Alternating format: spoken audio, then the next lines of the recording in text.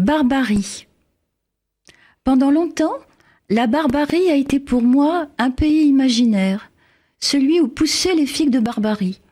Et le mot suscitait une image joyeuse, illustrée de couleurs chaudes, une peau orange ou verte, un fruit qui ne demandait qu'à s'ouvrir malgré ses petites piques.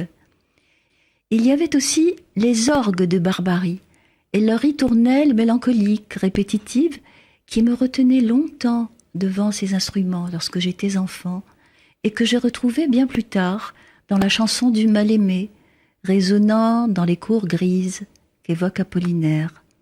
Ensuite, ce ne furent plus des notes mais des sons, ces sons impropres, inaudibles, incompréhensibles que les barbares produisaient devant les Romains qui, en bons impérialistes, en déduisaient l'infériorité évidente et absolue de ceux qui ne parlaient pas leur langue et n'arrivaient pas à articuler les sons de la langue romaine.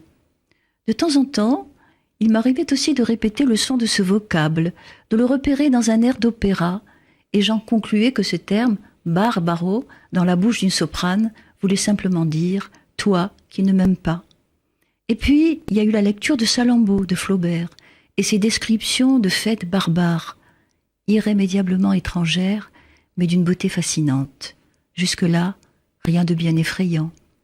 Ensuite, je me suis heurtée à des expressions qui avaient lien à l'histoire. Le terme « la barbarie allemande », c'était le premier choc porté par ce mot et amplifié par le choc des images. Mais il s'agissait encore d'une expression figée, d'une locution toute faite, qui perdait ainsi une partie de son poids d'horreur, l'horreur du réel. Elle était située à l'extérieur de nous, imputée à un groupe. C'est sans doute avec la lecture de Primo Levi, avec la lecture de Si c'est un homme, que la peur s'est inscrite en moi.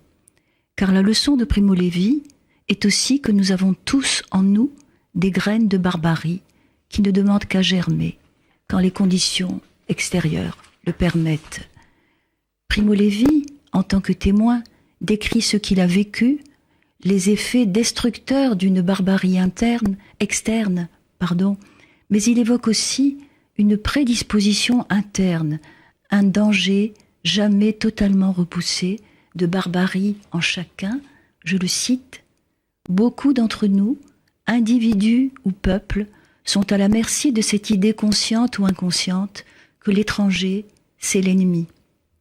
Le plus souvent, cette conviction sommeille dans les esprits, elle ne se manifeste que par des actes isolés, elle ne fonde pas un système, mais lorsque cela se produit, lorsque le dogme informulé est promis au rang de prémisse, alors, au bout de la chaîne logique, il y a le Lager.